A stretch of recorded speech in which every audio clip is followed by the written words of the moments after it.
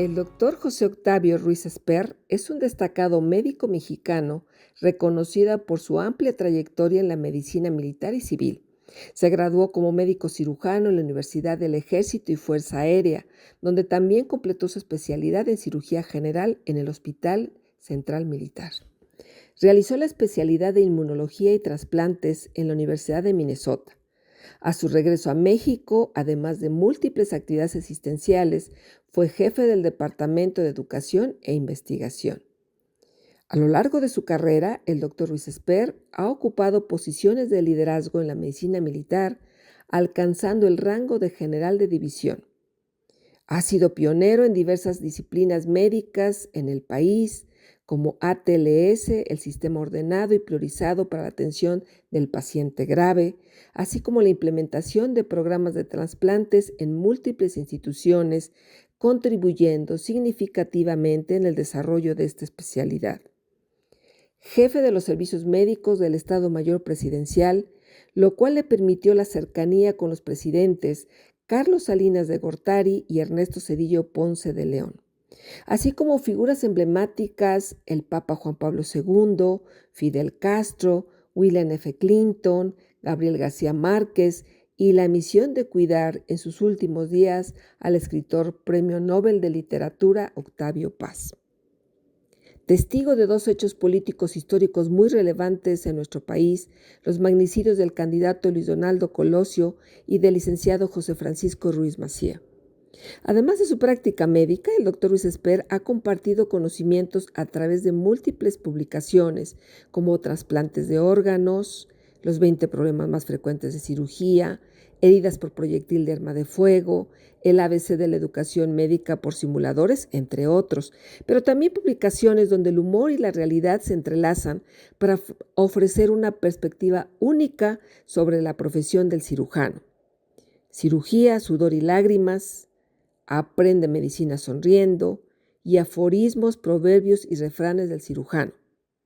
Memorias de un cirujano militar, una autobiografía fascinante que revela momentos más significativos de su vida, siendo un testimonio de su perseverancia y determinación. Su capacidad para motivar y transformar lo deja patente en su libro Liderazgo, el que aborda sus aspectos clave en el ámbito médico y militar. A lo largo de esta entrevista conoceremos más al doctor Octavio Ruiz Esper, indiscutiblemente un cirujano que deja huella. Bienvenidos a Cirujanos que dejan huella. Este es un encuentro en donde conocemos, pero sobre todo reconocemos a los grandes cirujanos de esta cirugía contemporánea. El día de hoy tenemos el privilegio que nos acompañe el doctor Octavio Ruiz Esper, con una vida por demás apasionante que ya nos lo dirá en el transcurso de esta entrevista. Pero sobre todo es un cirujano que ha dejado huella, que nos ha manifestado su enorme pasión por los pacientes, por la cirugía, y la conoceremos un poco más. Muchas gracias, doctor. Es un privilegio el tenerla aquí, a todos los que colaboran, y me siento muy honrado. Muchas gracias. Bueno, pues como hace un momento lo comentaba, su vida está llena de cosas sorprendentes, llena de situaciones muy particulares, pero me gustaría que nos remontáramos al lugar donde nació, a Real del Monte. Probablemente es el punto más importante para mí, ¿no? Hablar de los orígenes, Yo nací en un pueblo minero, pues yo creo que es el pueblo que más plata ha dado en la historia de México.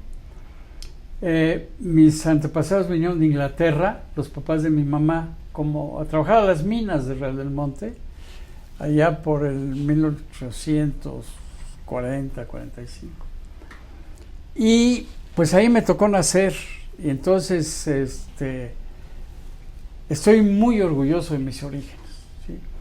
Es una familia, nosotros teníamos muchas carencias.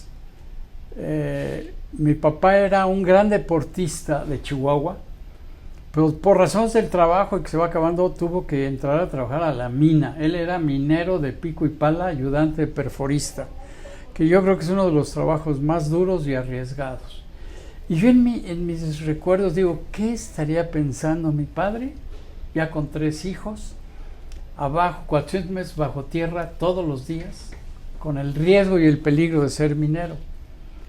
Y eso seguramente fue uno de las motivaciones. No había futuro y los mineros acaban enfermos de los pulmones o de un accidente. Bueno, emigramos a un lugar mágico, porque mis tíos anteriormente habían emigrado a Coyoacán. Entonces llegamos a casa de una tía, éramos muchos y parió la abuela, como dice, ¿no? Porque sí, llegamos 5 de arrimados. Ahí estuvimos un par de años, mi papá empezó a trabajar aquí en la Ciudad de México. Les podría relatar todo el tipo de trabajos, pero yo lo acompañaba a veces. Y ahí en Coyoacán tuve una niñez extraordinaria, una niñez feliz. Coyoacán es un lugar mágico. Y hay lugares históricos, el Jardín Centenario, el Jardín Hidalgo, la Parroquia San Juan Bautista, la Casa Azul de Frida, de Diego, que yo vivía a una cuadra de ellos. Yo los vi, a ella la vi pintar. Tenía yo 10, 11 años de edad. Pero son recuerdos. Entonces esa niñez fue fabulosa. Y lo que yo creo que más aprenden allí son los valores familiares. O sea, sus orígenes y los valores familiares es lo que te va a afincar tu futuro, ¿no? Por razones, precisamente mi papá enfermó en épocas muy tempranas y por razones económicas, yo no hubiera tenido oportunidad de estudiar si no hubiera sido en el ejército, porque ahí no gastaba, nos daban ropa, comida, y tuve la fortuna de entrar al ejército, lo cual es un parteaguas en mi vida. El haber entrado al ejército, se refuerzan los valores, aprendes nuevos valores, como es la lealtad, y todo es competencia ahí. Competencia, disciplina, obediencia, valores, pero tienes que trabajar muy duro. La vida en el ejército no es fácil, sobre todo en los primeros años, que sufres muchas tradiciones fuertes, ¿no? Pero ahí aprendí la competencia. En la escuela, les decía yo, de 700 quedamos 12. Nos graduamos nada más 12.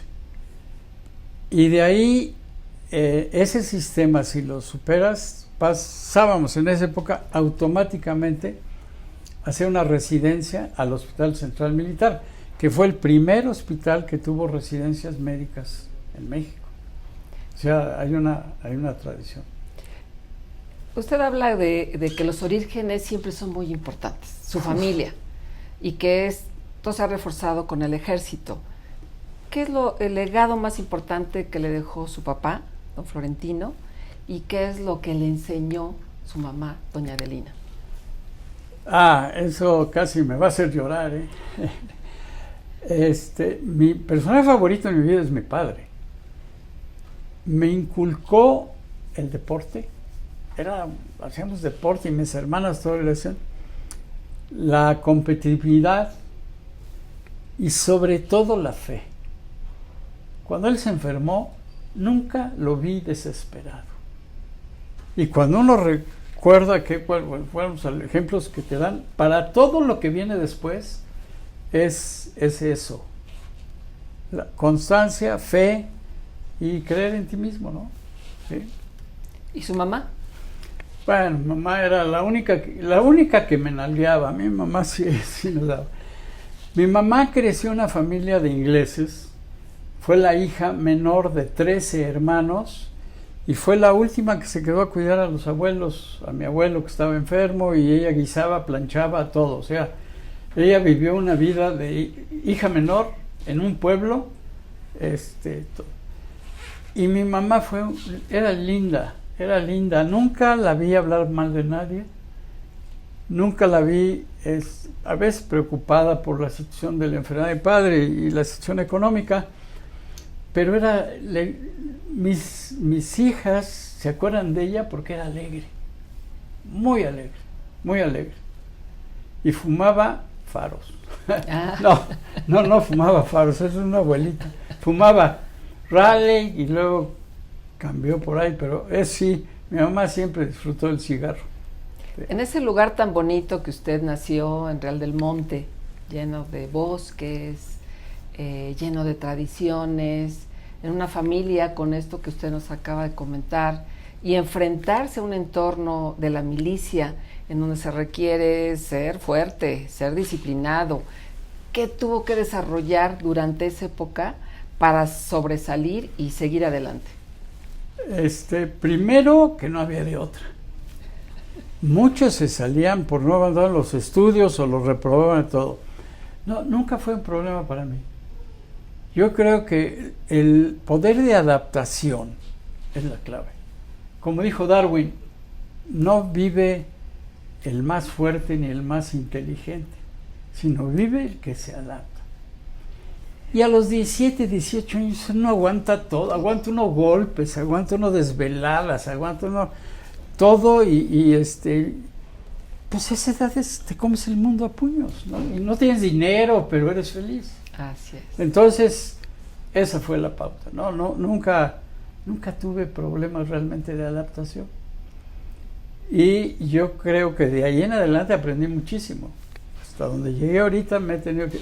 les platicaría yo todas las cosas que tuve que adaptarme, pero la competitividad y el poder de adaptación, yo creo que son dos cosas extraordinariamente importantes, y fue lo que yo, sin saberlo, yo no dije, me voy a adaptar, no, ahí tienes que sacar a la chamba y tienes que hacer, no piensas ni razonas ni filosofas, por lo menos yo. Seguramente algo que le atrajo, usted me lo dirá, pues es la vocación de servicio. Pero, ¿por qué cirugía? Primero medicina, porque no me gustaban las matemáticas. Esa fue la real. No, ninguna carrera. Me hablan de la médico militar, voy, aplico todo esto. Y ya estando, nosotros tenemos estudiantes de medicina, una gran parte de eso es en el hospital. Ya desde tercer año atendíamos partos, poníamos epidurales, suturábamos, hacíamos guardias en emergencia. Y ya cuando llega uno a la residencia el primer año, porque acá no entraba residencia cirugía directo, era R1 y R2 de todo, R3 de todo, pero ahí ya más o menos empezaba, ¿no? Y R4 y R5 era de todo, pero ya totalmente encaminados. Y yo creo que me llamó la atención cirugía por los profesores que tuve, ¿sí? Algunos, empieza uno a ver a tus líderes, empieza a ver a tus maestros, empiezas a notar ciertas características, y además no había yo leído vida de cirujano, nomás me gustó, y serendipia, competí y me quedé. Así fue. ¿Quién fue de sus maestros quien le dejó, desde su punto de vista, la más grande huella?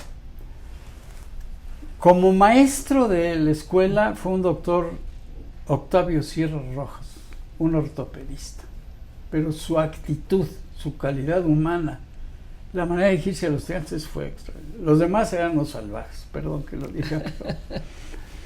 Y desde luego en cirugía el doctor Manuel Moreno Castellanos.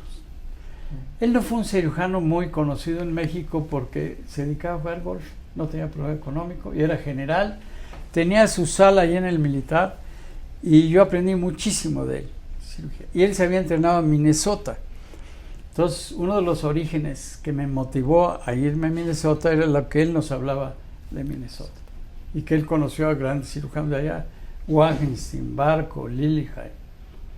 Entonces, esos fueron los dos.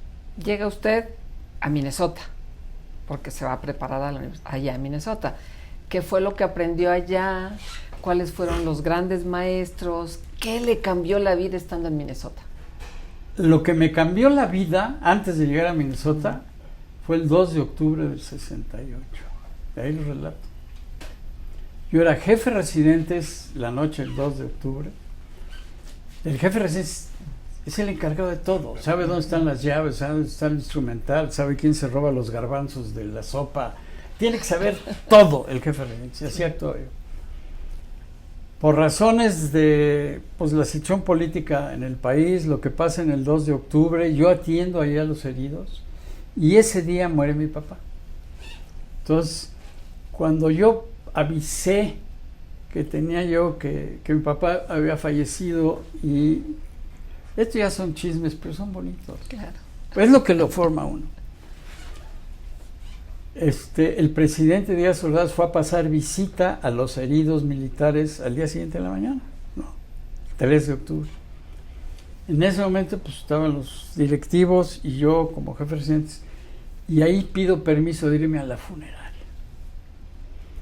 Le pido permiso pues, al subdirector del hospital, él le pide permiso al director del hospital, el director del hospital le pide permiso al director de Sanidad, y el director de Sanidad le pide permiso al secretario de la Defensa, que era don Marcelino García Barragán, y don Marcelino le pide permiso al presidente de la República. Entonces, quien acabó dándome el permiso para poder ir a la funeraria fue el presidente. Así pasa. Nunca busco uno de estas cosas, pero son inmediatas. A raíz de eso, por X motivos, y se lo debo al doctor Manuel Quijano Narezo, que ya falleció, pero ocupa un lugar especial, porque él fue el que me abrió las puertas, me consiguió el permiso con el presidente para irme becado a Minnesota. Y pues ya, tuve la oportunidad de irme a sufrir, porque yo no hablaba inglés, nunca había subido a un avión. Cuando me subí al avión primero, no sabía que era fasten seat belts, no sabía yo qué era eso. Y llegar a un lugar nórdico, con un clima espantoso, sin hablar el idioma, la adaptación, viene de nuez. A los 2 años yo era el que más artículos e investigaciones se había hecho en el laboratorio donde tomé la maestría. Y después ya me hice cuate de los jefes, porque los jefes perciben a la gente que tiene capacidades, valores, y me ayudaron mucho y me hicieron, todo me ofrecieron quedarme allá. Pero yo tenía que crecer a mi país, ¿no? Servir a mi país. Pero en Minnesota, ¿qué fue lo que aprendí? Refuerzan valores. Ahí vales por lo que eres, no por las recomendaciones, que aquí ocurre con mucha frecuencia. La actitud de grandes personalidades de cirugía, como fue mi maestro predilecto, fue el doctor Richard Lillehei. Él era cirujano cardiovascular, hizo los primeros trasplantes de páncreas y investigaciones en estado de choque. Yo ahí aprendí con él, pero lo que aprendí fueron actitudes, humildad, sencillez, tratar bien a los demás, aunque fuéramos mexicanos, espaldas mojadas. Fue algo, eso es lo que aprendí, ¿no? Además la cirugía y la tecnología, pero estoy hablando de 1972-73, la mejor unidad de trasplantes del mundo. No existía el ultrasonido todavía, todo era clínica, no había ultrasonido. Entonces, para que vean, del 70 al 2023 todo lo que ha pasado, y yo he podido ser testigo de ello. ¡Wow! Qué cosa maravillosa, sí. ¿No? Sí, entonces es lo que aprendí en los Estados Unidos, ¿sí? Otro estilo de vida. Aprendí inglés. Eso es fundamental, ¿no? Sí. Fue una gran oportunidad. Y regresa a México, y entonces, por esa formación en Minnesota, pues es su inclinación por los trasplantes. No, yo me fui a hacer trasplantes. Yo ya hacía trasplantes, ya aparecía el artículo, y el ejército me había mandado a hacer trasplantes. Pero nuestro medio es muy especial. Lo primero, cuando yo regreso a Guadalajara, no me dejan al hospital militar. Oiga, yo venía con esto y aquello, y la familia y todo. No. Me regresan al hospital militar, y lo único que no puedo hacer son trasplantes, porque ya había un equipo de trasplantes. Ya había un equipo de trasplantes con generales y coroneles. Entonces, pues, yo era un cero a la izquierda, un mayor. Tuvieron que pasar 2 años y unas situaciones en el hospital muy serias con la muerte de pacientes, hasta que dije yo, hay que empezar. Entonces, el primer trasplante que hice yo en el hospital militar, ya había hecho en el ABC y en el Laimán. En Laimán yo tenía un gran programa que ahora es el Instituto Nacional de Pediatría, de trasplantes de niños. Yo ya empecé a hacer mis trasplantes. El primer trasplante que hice en el hospital militar fue a escondidas, sin permiso. Era como para jugar. pero el paciente empezó a orinar, se acabó el problema. Desde ese momento, yo creo que el director de sanidad creyó que el equipo de trasplantes ya había transado conmigo, y los del equipo de trasplante creyeron que el maestro ya me había dado permiso. Nada. Ni pregunté ni alegué, y ahí empezamos. Así empezamos y así empezamos. Y es adaptación, lucha, ir contra lo establecido, provocar el cambio. Doctor, ¿y durante cuánto tiempo usted ha hecho trasplante? Yo empecé a hacer trasplantes en la Universidad de Minnesota en 1970. Y aquí en México en 73 y en el hospital en 75. Pero yo desarrollé los programas de trasplante en 8 hospitales aquí en México. Mosel, ABC, Español, Instituto Nacional de Pediatría, el Imán, Ferrocarriles. Y empecé de yo hacía todo, ¿sí? Y no cobraba, no sacaba dinero de los trasplantes porque había que... Pero lo disfrutaba mucho, lo disfrutaba. Y yo quisiera hacer algo que fue... Usted dice, ¿por qué cirugía? Uh-huh. ¿Por qué trasplantes? Lo que nos mueve a nosotros es la curiosidad. Y vamos a llegar a la TLS y también ahí sale la curiosidad. La curiosidad es lo que nos mueve. Sí, ¿por qué? ¿Qué debo hacer? ¿Cómo te puedo ayudar? ¿Qué puedo cambiar? Eso es la clave, la curiosidad. Entonces, trasplantes, la práctica de trasplantes la tuve por 50 años, hasta que dije, se acabó. Porque el ser cirujano de trasplantes es una cosa muy especial. Tiene que tener conocimientos de anatomía, técnica quirúrgica, inmunología, farmacología, todo. Y dominar a los principales opositores, que son los nefrólogos. Los nefrólogos. No quiero hablar más porque es una conversión seria, pero tiene uno que luchar contra todo eso, ¿no? Entonces, en el 2018 dice, se acabó, ya. Que si orina, que si no orina, que si tiene fiebre, que el donador le duele, el operar sanos es uno de los retos más difíciles para un cirujano, porque si se complica. Afortunadamente yo operé como 1800 trasplantes donador vivo, 0% de complicaciones. Nunca tuve el menor problema con un donador. Yo creo que no fue de chiripazo, yo creo que fue porque era obsesivo, compulsivo en cuidar los detalles. Y a los 50 años de cirujano dije, ya, se acabó. Pero además de todo esto que nos platica de trasplante, pues es una actividad quirúrgica muy intensa, muy agotadora. Y sobre todo si uno es tan perfeccionista, pues más agotadores aún. Pero también usted tiene digamos, el antecedente tan importante de que el ATLS se trajo a México en las primeras ocasiones por usted. Pero quisiera que nos platique brevemente qué es eso de ATLS, porque también nos van a ver, además de cirujanos, pues gente de la comunidad. Fue por serendipia también. Yo estaba en una etapa en el militar, en los 80s, donde estaba ya en la etapa del oscurantismo, por razones políticas, envidiosas, lo que ustedes quieran. Me tenían en una mazmorra. No tenía yo oficina, no tenía sala, no. Los trasplantes no me prohibían hacerlos porque no había quien los hiciera. Entonces los seguí operando. Pero me ponían escollos y nunca cancelé un trasplante. Por eso. En esa época, un día me mandan a hablar de la dirección.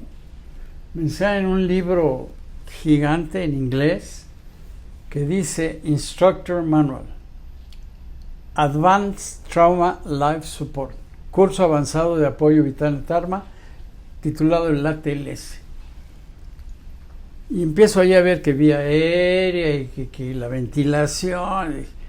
Esto no es para mí, yo soy cirujano de trauma, yo opero balaceados, hago pancreatectomía, esto no. Entonces me mandan, pues yo estaba castigado, se ponía, pero nadie hablaba inglés. Entonces exigían que el que fuera, o los que fuéramos, habláramos inglés. Ahí fue lo primero, lo decía del inglés, lo importante. Llego allá y es un curso que me cambió la vida académica, pero brutal, porque enseñan las cosas con un sistema. Hay un sistema en el método de enseñanza-aprendizaje. Claramente lo dividen en el aspecto cognitivo, psicomotor, afectivo, manual, profesor especialmente entrenado, todo eso. Dije, no. Regreso yo después de haber tomado su curso, que fue, yo creo que nos pasaron de lástima. Porque íbamos mexicanos y éramos punta de lanza para Latinoamérica, y yo creo porque éramos 3 compañeros, uno sangró de una úlcera, y al día siguiente estaba en el hotel y el otro se volvió loco. Se perdió, o sea, así fue. Y yo era el responsable de los 2. Entonces, regresamos a México y 2 semanas después de mi regreso viene el temblor del 85. Y ahí volvemos a lo mismo, hay que cambiar el sistema. ¿Sí? Era increíble ver cómo era el triage, cómo era la selección de pacientes, qué decisiones se tomaban para mandarlo a un hospital, a otro, al sur, al norte, al español, al militar, cómo manejaban el cuello de los pacientes. No, era... Y ahí empezamos. Y pero quien en esa época, un cirujano militar que respeto mucho, era el director de Sanidad, y él fue el que impulsó que trajeran, porque había un maestro nuestro ya en el Walter Reed, donde le dijo, esto lo tienes que llevar a México. Y resulta que el primer curso que viene aquí a dar, yo me gradúo como profesor, porque ya había tomado el anterior, pero lo toman los jefes, los directivos. Esa es la clave. Porque si un chavo toma un curso y dice, oiga, maestro, es lo máximo, no, tú cállate, tú no sabes. Aquí la grandeza del ejército es que director de sanidad, director del hospital, lo toman. Bueno, ahí empezó. Y luego empezamos con un curso un año, 2 el segundo año, siempre venían del ejército los americanos y una coordinadora a vigilarnos, y ya que vieron que estábamos bien, pero no me dejaban sacarlo del ejército. ¿Sí? Y esto era importantísimo para todo el país. Y me voy al Estado Mayor Presidencial. Se acaba mi oscurantismo, me voy para allá, y allá tenía auditorio, no tenía que pedir permiso. Bueno, al general, al jefe de Estado Mayor, pero me había llevado porque era yo su médico y sabía mis aptitudes y actitudes, todo esto. Y ahí lo empiezo a abrir. Empiezo a dar cursos al Seguro, Felipe Cruz, en el ISSSTE, Cruz Roja, universidad, hospitales privados, y empiezo a formar profesores, porque el curso tiene que tener profesores específicamente entrenados para enseñar el curso en métodos educativos. La clave. Si no enseñas bien, no puede ser. Y de ahí fue. Tenemos 36 años con el curso y cerca de 70,000 médicos graduados. Fíjese nada más.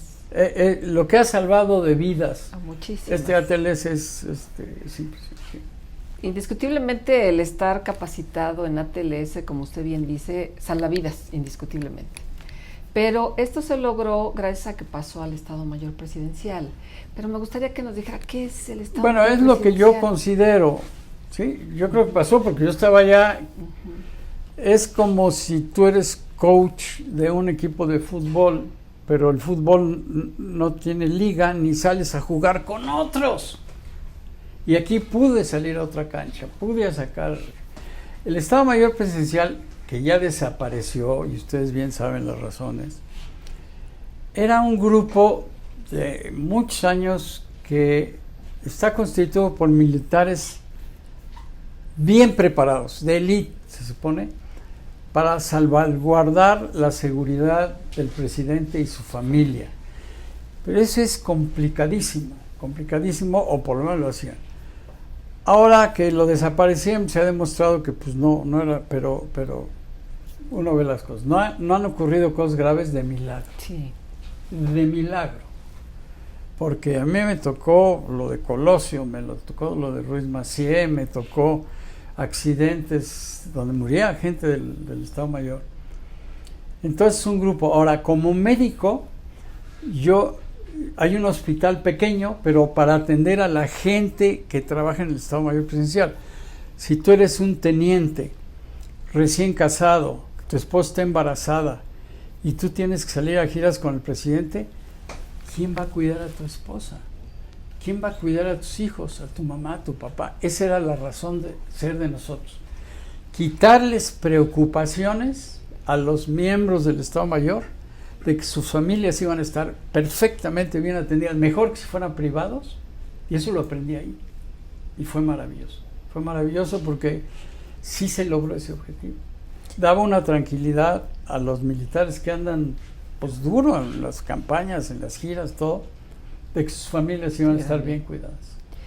Ahora que comenta de estando ahí en el Estado Mayor Presidencial, nos dijo rápidamente sobre la situación en su momento candidato Colosio y de Ruiz Massieu, pero además usted estuvo en el Estado Mayor Presidencial muy cercano a los presidentes. Sí. ¿Cuál fue su experiencia? ¿Qué vio? Bueno, no quisiera yo andar en lo de Colosio porque he sabido, pero conozco bien a los que lo escoltaban y todo el lío. Y después tuvo que ir a declarar. Y de Ruiz Massieu igual. De Ruiz Massieu es un proceso muy intrincado. Participé directamente en su atención de urgencias y luego ya en quirófano. Y luego manejar el expediente y manejar la situación política. Y al año y medio resultó todo lo que ustedes ya conocen, ¿no? Entonces, pues fueron experiencias, saber tomar decisiones rápidas, efectivas, para que las cosas salgan bien, y pues sobrevivimos. ¿Y con los presidentes? Bueno, con el presidente Salinas, pues era imponente, era impactante, una gente con una personalidad y una inteligencia brutal. Entonces, sí infundía orden y temor. Poco a poco se dio, porque cuando llega una familia civil, yo me imaginaba eso, ¿no? La señora, los niños. De repente rodeados por militares, como que no, todos tenían sus médicos civiles. Poco a poco, todo era para nutrición. Y de repente cambió y todo era para acá. Porque se dieron cuenta, la preparación, la discreción, la lealtad, confidencialidad. La confidencialidad, todo lo que esto implica, ¿no? Sí. Se supone que cuando yo operé al presidente Salinas, de emergencia, una semana antes de que se firmara el Tratado de Libre Comercio. O sea, él ordenó que nadie se enterara, y lo estoy ya platicando porque ya después lo escribe en su libro, pero nadie se enteró. La responsabilidad de tener un presidente dormido, sin poderes en el país, si algo ocurre en la anestesia, no. Se lo echó el ejército. Es un golpe de Estado. Sí. Y eso me lo hicieron, Sí. yo ni me di cuenta. Sí. Me lo hicieron ver después. Y el presidente Zedillo también lo conocí antes de ser presidente, gran atleta, lo atendí yo de unos accidentes de bicicleta terribles. Y ya estando, cuando sale el presidente Salinas, yo pido mi retiro del ejército. Ya. Porque además mis censos habían sido un poquito bruscos.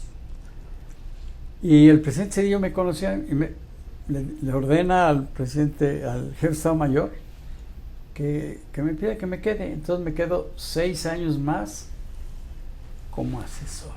El ser asesor es el puesto más cómodo del mundo, nada más no la riegues porque se la riega. Entonces dependía yo, estaba yo en el ejército, pero tenía libertad absoluta para mi clientela, para todo, y tú me comisiones como asesor muy bonitos. El presidente Zedillo me distinguió, por ejemplo, fui el edecán militar del presidente Clinton. Eso es un puesto para un militar de carrera, no para un médico. De ahí me eché enemigos de a montón, pero el presidente fue una orden de él. Manejar el servicio secreto tiene sus chistes, saber comportarte con los americanos, con el servicio secreto, que son terribles, ya les mataron un presidente, ¿no? Y otras comisiones, pero probablemente la más interesante fue la de Octavio Paz. El presidente me comisiona atender o cuidar a Octavio Paz, cuando yo lo conocí, él ya estaba muy enfermo. Había pasado por varias cirugías que no deberían de haberse hecho, en instituciones que no, la hacían mal. Hasta que me dicen que me encargue, me lo llevo yo él a la Clínica Mayo, solitos. Y ahí estuve una buena temporada, ahí tuve mis diálogos con Octavio Paz, y pues lo acompañé todos los días hasta el día que murió. Fue buena experiencia también. Doctor, y de esa vivencia que tuvo con Octavio Paz, Premio Nobel de Literatura, ¿qué fue lo que más le impactó o qué anécdota tiene que nos quiera transmitir? Sí, sería muy largo explicar cuando estuvimos en la Clínica Mayo, allá él con dolor, solo, los diálogos que tuvimos, fueron los diálogos preciosos. El manejo de su esposa fue una mujer, para mí, muy difícil, porque tenía yo que mantenerla tranquila, equilibrada, y que no le fuera a decir al presidente Zedillo, porque yo estaba en una comisión del presidente, que era yo un majadero y un entonces tuve que fue muy difícil el manejo de Amarillo, pobrecito, pero Octavio Paz indudablemente tiene un cerebro privilegiado. Nunca me he metido mucho a sus versos y su literatura porque pues no es mi estilo, ¿no? Pero una anécdota que recuerdo, bueno, el día de su muerte, yo tuve que mantener el orden para que no se transmitiera a la prensa ninguna nota, no solo de su muerte, sino muchos días antes. Yo impedía la entrada a la casa de Octavio Paz, que era la casa de Alvarado, al regente de la ciudad, a diputados, senadores, Enrique Kraus. No entran. O sea, esa fue mi labor. El funeral, muere Octavio Paz, murió ahí, estando yo presente en su casa, era un domingo como a las 6 de la tarde, sangrado digestivo ya masivo. Y tengo que sacar el cadáver sin que se den cuenta para irlo a preparar, embalsamar y todo. Y afuera ya había periodistas. O sea, se corren, Lana. Entonces que lo saco a escondidas, lo llevo al militar y ya estando en el militar recibí la orden de que ya el primero que dio la noticia de la muerte de Octavio Paz fue el presidente Zedillo, en vuelo de regreso a Chile. Nadie se enteró de antes. Y eso es, tienes que controlar toda la información. Regreso con el cadáver, no se dan cuenta, y cuando me regreso a mi casa, era como la de la mañana, los paparazzi tras de mí, no, iban en la molla. Llegamos, yo me voy al Huizachal, donde yo vivía, entra la ambulancia al hospital militar, y se acabó. Entonces los engañamos a la prensa, padrísimo. Al día siguiente, el funeral es en Palacio de Bellas Artes. Impactante. Ahí en la hilera, en la fila donde estaban formada la gente para que le pudiera respetas, vi a todos. Me acuerdo del presidente Calderón, que no era presidente todavía. Ahí junto estaba el Bester Gordillo, artistas, políticos, empresarios. Termina la ceremonia y nos lo llevamos a incinerar al crematorio del Hospital Español, y llegamos camiones con antenas y cámaras de televisión. Dije, caray, pues esto va en serio. Entramos al crematorio, entra el cuerpo de Octavio Paz al horno, y empezaba la cremación, y que se aparece en la puerta María Félix. Ay, dije, acá.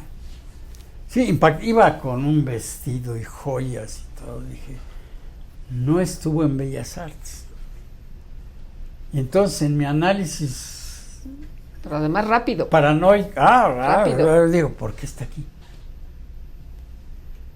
Inmediatamente me imaginé que era porque ella quería salir con las cenizas de Octavio Paz en la mano, enfrente de todas las cámaras de televisión.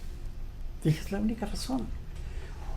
Mamá, oui, empezaron a hablar en francés, Marillo y María, Hijo, dije, ¿cómo le hago aquí para que no se rompa pues, el protocolo?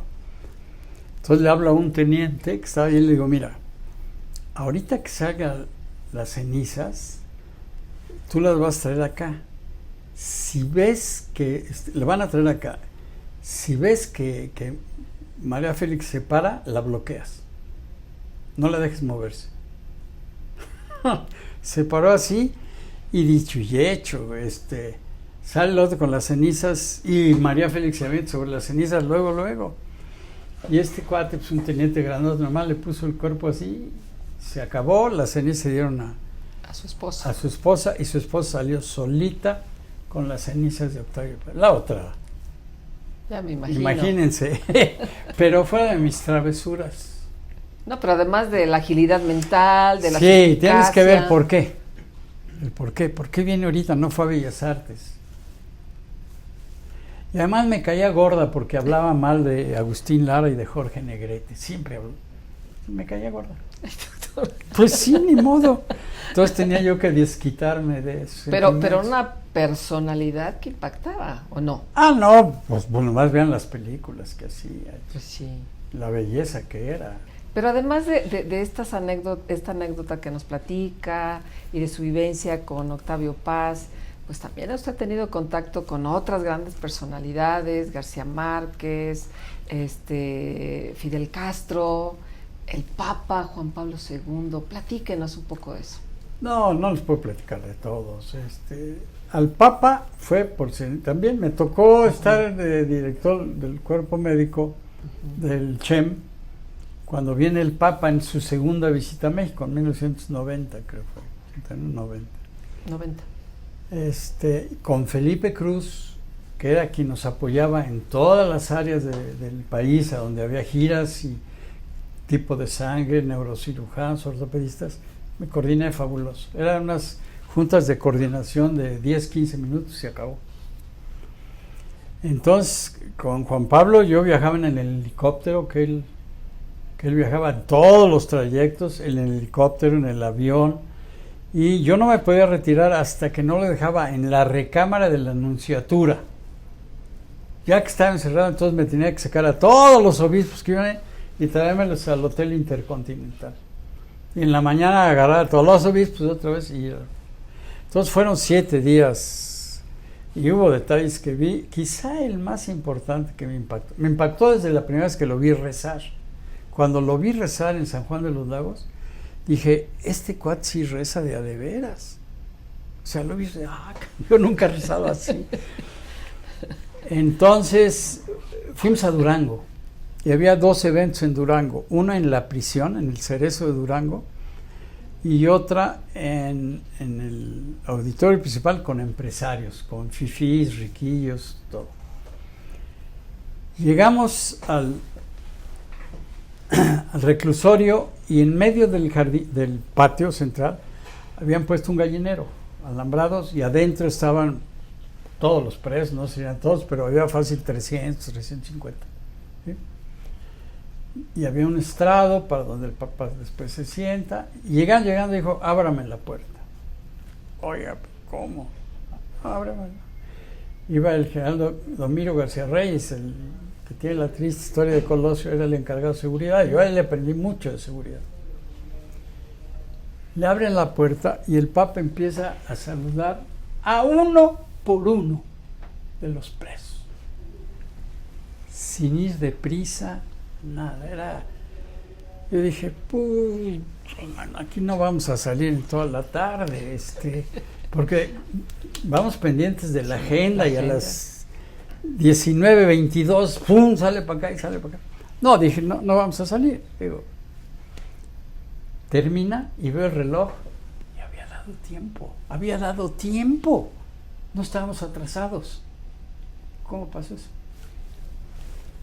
Y eso yo lo viví. Bueno, sube al estrado y las palabras de un preso, las palabras dedicadas las da un recluso, ¿no?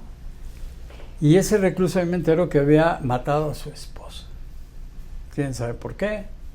Va a saber. pero le dirige unas palabras a su santidad como preso, como recluso. Y el Papa dice que se lo traigan, lo agarra y le da un abrazo. Y lo haga así como diciendo, te perdono. Para mí fue muy impactante. Y muchos detalles de estos de Juan Pablo que llegué a ver. Sí. No, pues es que realmente después de escucharlo, con tantas vivencias, con tantas cosas, no nos alcanza el tiempo, como usted bien dice. Pero ahora le preguntaré, pues aquí en mis manos tengo un libro. Aforismos, proverbios y refranes del cirujano. Pero este no es el único. Hay una enorme colección de lo que ha escrito. ¿Nos puede decir brevemente sobre lo que ha escrito, doctor? Sí. Mi fuerte fue dentro de la cirugía, cirugía de trauma, cirugía de trasplantes, cirugía laparoscópica y sepsis abdominal. ¿Sí? Sobre esos 4 campos de la cirugía lo he escrito todo. Yo tengo 3 libros publicados sobre trasplante de órganos. El primero salió en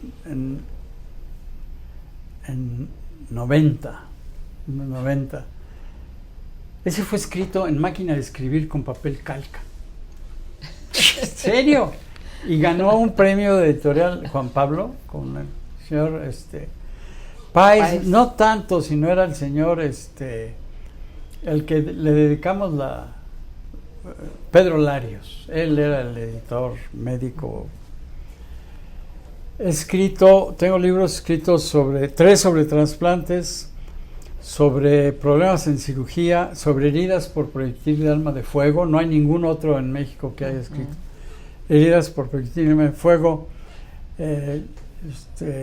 2 o 3 libros sobre trauma y heridas graves en la población civil. Con la academia sacamos una edición.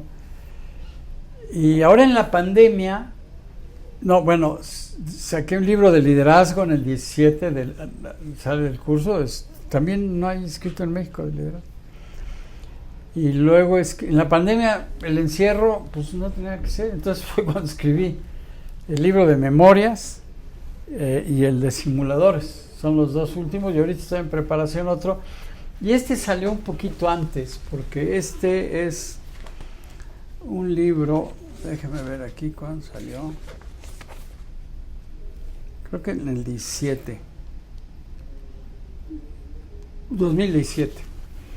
Escrito con un amigo, Eduardo Santiago, que es con el que he escrito los de trasplantes también. Él es un cirujano de Puerto Rico, muy amigos somos. Es un verdadero motor.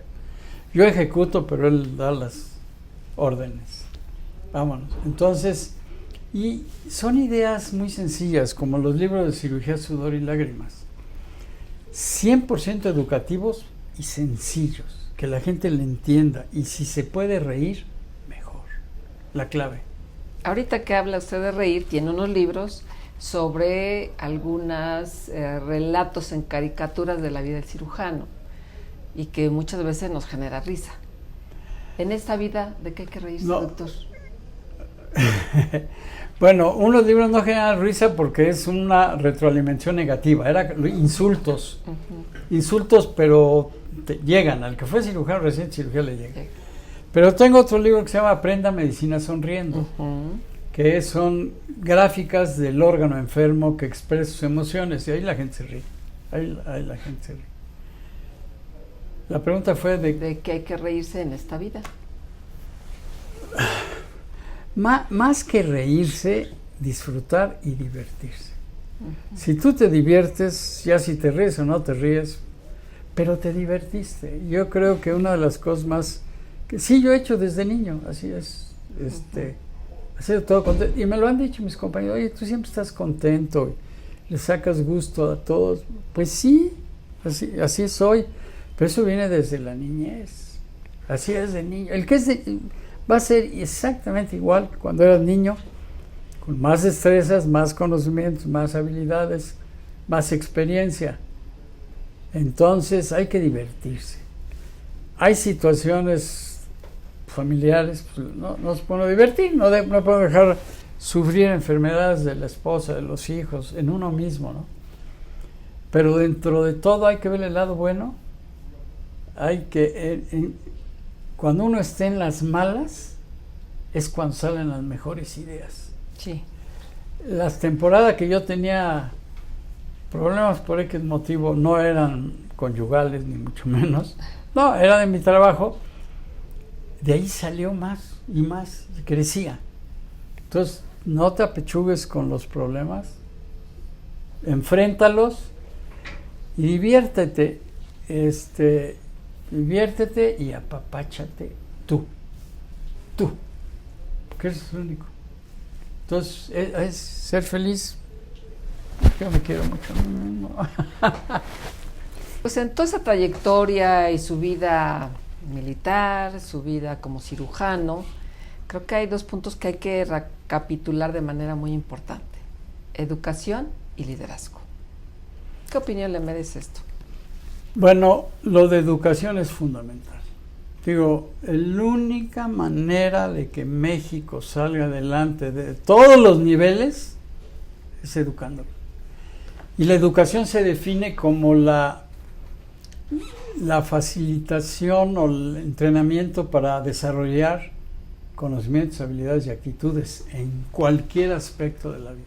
¿Okay? Entonces, educación es fundamental. Por razones de la vida y todo, pues seas maestro, acabas siendo maestro y luego aprendes lo del ATLS, nuevos métodos de enseñanza, etcétera. Entonces te vas metiendo en educación sin darte cuenta, porque generalmente se hace uno profesor cuando te dicen échate la clase porque yo no voy a venir, así, y ya desde ese momento ya eres profesor y no vuelves a revisar ninguna técnica. Pero acá con el ATLS, con el programa de colegio, es en serio que tienes que estar actualizado en métodos de enseñanza. En alguna ocasión yo tomé un curso en el college sobre educación para cirujanos, surgical education. ¿Sí? Pues me anoto. Me pareció interesante, fue un curso de 4 horas en la tarde y como que dije, no, pero es buena idea. Teniendo el ATLS, nosotros no podíamos sacar el programa educativo del ATLS. Entonces, teníamos que inventar algo.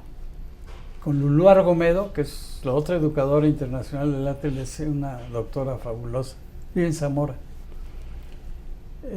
Andamos en el mismo canal. O sea, va a ser este curso que pide, pero lo modificamos, le hacemos, y entonces ahí empezamos con un curso que empezó como educación para cirujanos. Y era todo el mismo sistema de cognitivo, psicomotor, afectivo, reforzamiento, Pero luego los anestesiólogos dijeron, ¿por qué no nos invitan? Y luego los otros internistas y todo. El primer curso lo dimos en el Centro Médico en un congreso en 1989. O sea, ya son 34 años. 34 años. Y lo fuimos modificando de tal manera que el último, el que estás viendo que fue allá a Real del Monte, nos divertimos, es la clave. Aprendiendo se divierte uno, en un ambiente agradable, comiendo bien, con buenos compañeros, y esa es la educación. Manejamos los principios de educación en el adulto, que deben ser eso: satisfacción, reforzamiento, saber preguntar. Eso de saber preguntar es un verdadero arte, ese es parte de todo un curso que debe hacer. Entonces, pues ya tenemos 34 años en ese curso, 36 o 37 con el ATLS. Pues ya es toda una vida de academia. ¿Usted considera que todos podemos ser líderes? No, absolutamente, nomás entendiendo de qué se trata. ¿Sí? Bueno, el curso quedó para educación, pero dijimos, hay que agregarle algo. Y le pusimos educación y liderazgo. Yo ya estaba trabajando algunas conferencias de liderazgo, pero la razón fundamental fue porque si uno ve las características de un buen maestro, son exactamente las mismas que de un buen líder. Las mismas. Actitud, saber escuchar, saber preguntar, saber dar reforzamiento, el entusiasmo, todo es el mismo. Entonces, se amalgamó. Se conjuntan. Se conjuntó. Y para mí un líder, y cualquiera puede ser líder, porque dentro de esta experiencia nuestra sacamos propias cuáles son las cualidades de un líder. Y tú analiza si en su cerebro lo tiene. Curiosidad. ¿Okay? Saber escuchar y dejar hablar a los demás. No hables. Que no es tan fácil. Es una destreza que uno quiere, sobre todo si eres jefe y Juan Camaney, no. Saber escuchar, saber preguntar, saber dar reforzamiento, ¿sí? Mostrar entusiasmo, autosatisfacción, y luego le metimos lo de inteligencia emocional, que bueno, ya se viene ahí todo puesto en charola de plata, ¿no? Inteligencia emocional, fortaleza emocional y muy importante, sentido del humor. El líder debe de tener sentido del humor. Saber divertirse. Así es. Así es. Pero esas cosas que mencioné, si tú lo analizas, tú lo puedes desarrollar. En tu entorno, con uno o dos gentes, tú puedes... Puede uno ser líder. Sí. Y que es muy necesario en esta vida, y bueno, en esta época. Pues ahorita vean cómo está la cosa. Lo que necesitamos es un líder. Exacto, un buen líder. Y parece que está saliendo. Ojalá. Ojalá. Parece. No. Desgraciadamente, los mediocres ganan. Son tantos y de a montón que a veces ganan. Doctor, pues realmente esto que hemos platicado ha sido una parte muy pequeñita de todo lo que nos podría platicar, pero ya casi por cerrar esta charla, quisiera regresar un poquito al terreno personal. Y yo quisiera que usted me dijera qué significa para usted el nombre de Olga. Pues es mi esposa y tengo una hija que se llama Olga, o sea, la persona más importante en mi vida. Yo tengo 57 años de casado. Muy poquito. La conocí siendo yo cadete en cuarto año en un baile. Ella tenía 16 o 17 años. Quedó huérfana a los 6 años. Tuvo que estar en un internado y esa fue toda su educación. Y si platican con ella, yo le tengo pavor. Pavor, porque tiene una mente extraordinaria. Una memoria extraordinaria. Pero además tiene una característica que yo he analizado, porque no la saben. Ella es ambidiestra, pero escribe con las dos manos al mismo tiempo, de aquí para acá y de aquí para acá, y la letra igualita. ¿Qué significado neurológico tiene eso? Funcionan sus dos partes del cerebro al mismo tiempo. Entonces va adelante de ti, pero con mucho y pesca detalles. Entonces es una mujer maravillosa que me ha soportado 57 años. Vivimos muy felices. No tenemos servicio. Ella cocina, va al mercado, compra, me da de comer, todo, y además hace ejercicio. Ya tuve que operar una rodilla. Sí, es admirable. Es admirable. ¿Qué es lo que a usted le gustaría, o de hecho seguramente ya lo hace, transmitirle a sus hijos, doctor? Yo creo que con los hijos no tuve la oportunidad de crecer con ellos en su adolescencia, por razones lógicas. Estaba yo trabajando como loquito, ¿no? Entonces no pude. Yo convivo mucho con ellos, casi nos vemos diario, y a mis nietos los veo diario. Es maravilloso, por razones de la pandemia, pero todos vivimos en un lugar donde nos vemos en un jardín. Entonces, la familia pues es fundamental, es importante. Lo más importante a los hijos es transmitirle valores. Lo más importante para mis padres fueron educarme. Hicieron lo imposible, sin dinero, como fuera. Y es lo que uno debe hacer por los hijos, tratar de darles educación, ya después si ellos, porque siempre puede salir algo, pero yo creo que le hemos infundido valores. La familia es el pilar. Total. Sin eso no existe nada. Y ahora que nos ha compartido pues su trayectoria, que hemos visto o nos ha platicado sobre su familia, uy, yo diría pues ha cumplido todo lo que se puede hacer en esta vida. Pero yo le preguntaría, ¿qué le faltaría por hacer al doctor Octavio? No, ya no, por hacer ahorita ya no. O sea, ya a mi edad sería demasiado, ¿no? Y ahorita con que termine yo este libro, estar disfrutando un retiro, que no estoy tan retirado, pero sí ya no veo paciencia, ¿no? Pero un retiro pleno, sin problemas económicos, más o menos mantenerte sano, es la clave. ¿Qué me hubiera gustado ser? ¿Qué? Center fielder de los Yankees de Nueva York. Ese ha sido mi ilusión desde chiquito. Y todavía digo, ¡wow!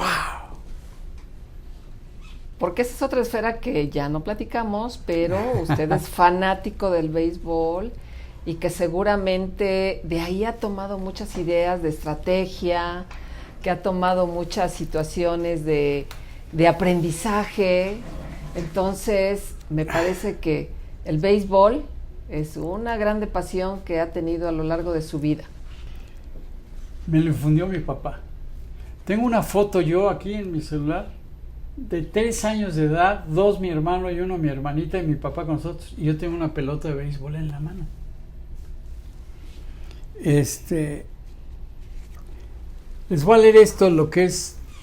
A ver, interprétenlo. Dice: existe un juego maravilloso de insinuaciones, apariencias, engaños y señales a las que hay que estar atentos. ¿Se parece a la vida? Sí. Pues es la vida. Así es la vida. Algunos lo practican por costumbre o cuando no hay otro remedio. Otros lo ensayan para simular quiénes son o divertidos para dejar que alguien lo adivine. Por supuesto que es un juego que requiere, además de inteligencia, habilidad, serenidad, tino y velocidad para evitar que otra cosa suceda. Algunos lo llaman vida, otros béisbol. No, excelente, doctor. Sí, y yo sin ver esto, que lo copié de un librito de un paciente mío que escribió. Pues sí, es por eso yo veo un juego diario. Excelente. 3 horas ahí. Anoche, y ya sabes que me eché el juego, estaban jugando Yankees contra Ángeles. Van ganando 3-1 en la octava y el maldito japonés estrella les mete un home run con 2 en base. Cuando empataron y se iban a extra innings, apagué la tele. Ya. Antes no lo hubiera apagado. Pero ahora ya me vale. Ya. Fueron muchos años de y perdieron. Yo sabía que iban a perder. Y perdieron. Entonces, ¿para qué sufro de más? Bueno, no hay que sufrir. Eso que dice el béisbol es precioso. Ha sido un privilegio poder platicar con usted. De veras le agradezco su confianza, le agradezco su amistad, le agradezco las enseñanzas, que a lo mejor no han sido tan a la cercanía, pero la distancia, le agradezco muchísimo como cirujana y como persona. Realmente ha sido un privilegio para mí platicar con usted. Yo quisiera que cerrara con una frase con la que usted quisiera que lo identifiquen todo el tiempo. Ahorita y más adelante digan, el doctor Octavio Ruiz Esper. Tengo 2, que no son mías. Una es, esto no se acaba hasta que se acaba. Y la tiene uno en mente para todo en la vida. Un paciente grave no se muere hasta que se muere. Eso lo discutí con Octavio Paz. Esto no se acaba hasta que se acaba, que es una frase beisbolera de Yogi Berra de los 50.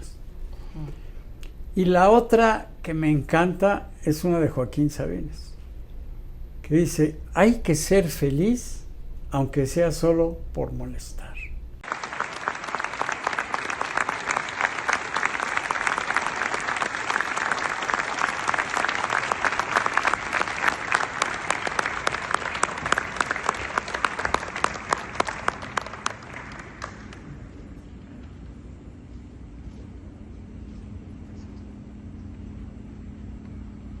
La Asociación Mexicana de Cirugía General, la Federación Mexicana de Colegios de Especialistas en Cirugía General otorgan el presente Premio Nacional de Cirugía General AMSG 2024 a la excelencia docente, doctor Antonio Carrasco Rojas, al doctor José Octavio Ruiz Esper, por toda una vida de estudio y de noble entrega a la destacada labor docente como cirujano general, velando siempre por la enseñanza de la cirugía en beneficio directo de sus incontables discípulos y el bienestar de sus pacientes.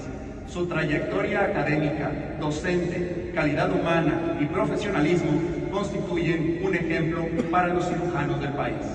Acapulco, Guerrero, 25 de noviembre del 2024, y firma el suscriptor.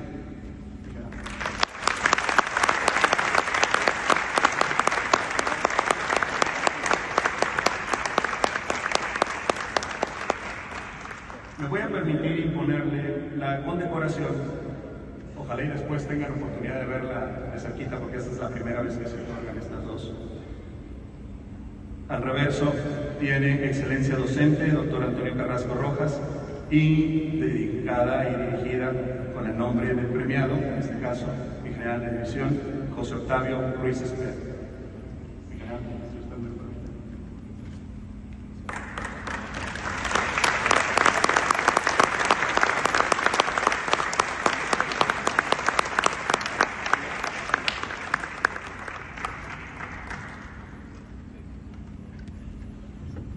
Ante todo, muchas gracias a todos ustedes por estar aquí presentes. Muchas gracias a la Asociación Mexicana de Cirugía General por este honor que se me concede, especialmente a su presidente, Marco Antonio Loera. Quiero decirles que los dos personajes que presentaron ahorita se quedaron cortos.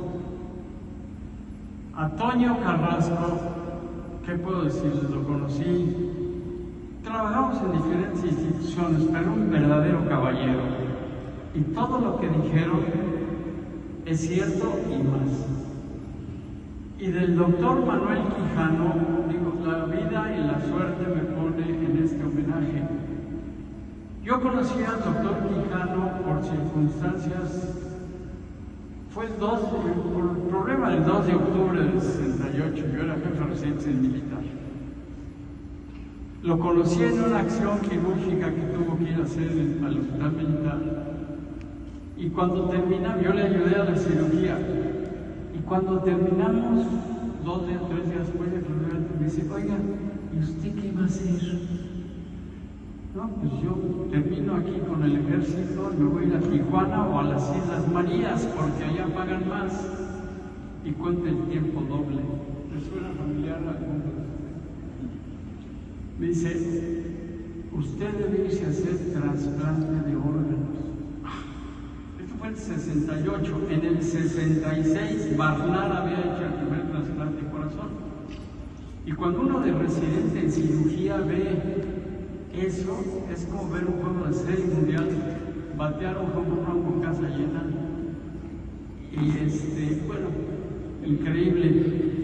Fue el que me logró conseguir el permiso para irme 4 años a los Estados Unidos. Y ahí mi vida cambió. O sea, lo que ha pasado con mi familia, con mis nietos, con mis hijos, conmigo mismo, todo el proceso académico, la gente que yo le agradezco es al doctor Quijano Lares, ser humano de primera, y pues ya oyeron su currículum. Por mi parte, un consejo. Primero, tienen que trabajar mucho. Seguramente van a presentar una semblanza. Esa semblanza habla de valores.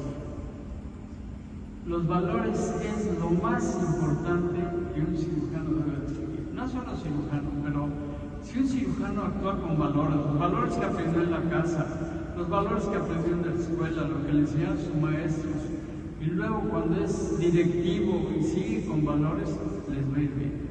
Entonces, el mejor consejo que les puedo dar es siempre actúen con valores y les va a ir bien. Muchas gracias.